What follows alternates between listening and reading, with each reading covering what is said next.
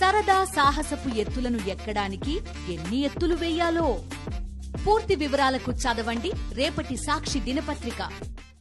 వరద బాధితులు ఎలా పోతేనేం, కరకట్టలు తెగి ఊళ్ళు చేలు కొట్టుకుపోతేనేం, పేపర్లలో తన ఫోటోలే రావాలి, టీవీ ఛానల్స్ తెర నిండా తానే కనిపించాలి, సోషల్ మీడియాలో తానే వైరల్ కావాలి అనే రీతిలో ముఖ్యమంత్రి చంద్రబాబు వ్యవహరిస్తుండడం ఆయన ప్రచార కండూతికి నిదర్శనం. సచివాలయంలోని ముఖ్యమంత్రి కార్యాలయంలోనో ఉండవల్లి కరకట్ట మీద ఉన్న తన క్యాంప్ ఆఫీస్ నుంచో నిరభ్యంతరంగా సమీక్షించొచ్చు. కానీ అలా చేస్తే చంద్రబాబు ఫోటోలు వీడియోలు మీడియాలో పెద్దగా రావు కదా. ఇక టెక్నాలజీకి తాను బ్రాండ్ అంబాసిడర్నని తరచూ చెప్పుకునే చంద్రబాబు విజయవాడకు భారీ వరద వస్తుందని ఐఎండీ 2 రోజుల ముందు నుంచే హెచ్చరిస్తున్న ముంపును అంచనా వేయడంలో ఘోరంగా విఫలమయ్యారు. కూటమి సర్కార్ వైఫల్యం విజయవాడ ప్రజల పాలిట శాపంగా మారింది.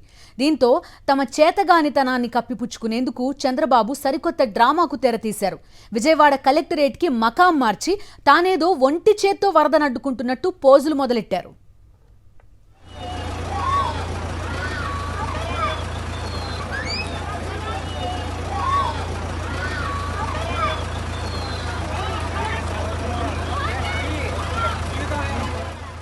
టీడీపీ అనుకూల మీడియా ప్రతినిధులతో ప్రచార సినిమా షూటింగ్ మొదలుపెట్టారు.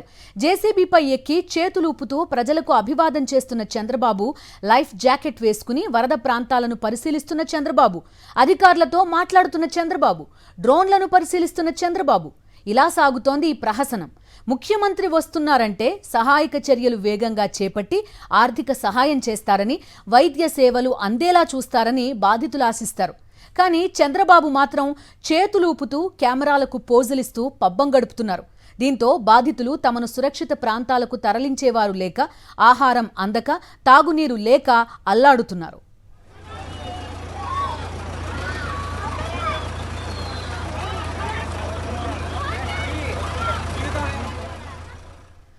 సీఎం చంద్రబాబు చేసేది తక్కువ, ప్రచారం చేసుకునేది ఎక్కువ అని చెప్పేందుకు తాజా వరద ప్రత్యక్ష సాక్ష్యం.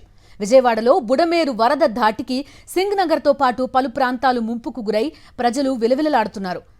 వారికి అందించే సహాయక చర్యలను పర్యవేక్షించడానికంటూ చంద్రబాబు అవసరం లేకపోయినా అతిగా పర్యటనలు చేస్తున్నారు. కానీ అదంతా కేవలం చంద్రబాబు ప్రచార పిచ్చి కోసమేనని అర్థమైంది. టీడీపీ సోషల్ మీడియాలో 2 రోజులుగా పెడుతున్న ఫోటోలు, వీడియోలే ఇందుకు సాక్ష్యం.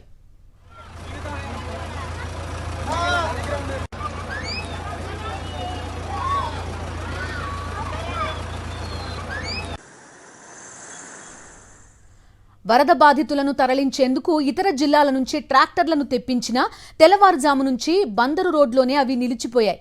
సీఎం పచ్చజెండా ఊపాకే ట్రాక్టర్లను పంపాలని అధికారులు నిర్ణయించారు. 4 రోజులుగా వరద ముంపులో 4 లక్షల మందికి పైగా బాధితులున్నప్పటికీ సీఎం చంద్రబాబు ప్రచారం కోసం ఈ ట్రాక్టర్లను నిలిపేశారు అధికారులు. నిన్నంతా ఎన్డీఆర్ఎఫ్ బోట్లలో మంత్రులు చంద్రబాబు పర్యటనలకు పరిమితమయ్యారు. లక్షల మంది వరద బాధితుల హాహాకారాలను సీఎం చంద్రబాబు పట్టించుకోలేదు. ఇవాళ ట్రాక్టర్లు తెప్పించినా సీఎం రాక కోసం అధికారులు ఎదురుచూశారు.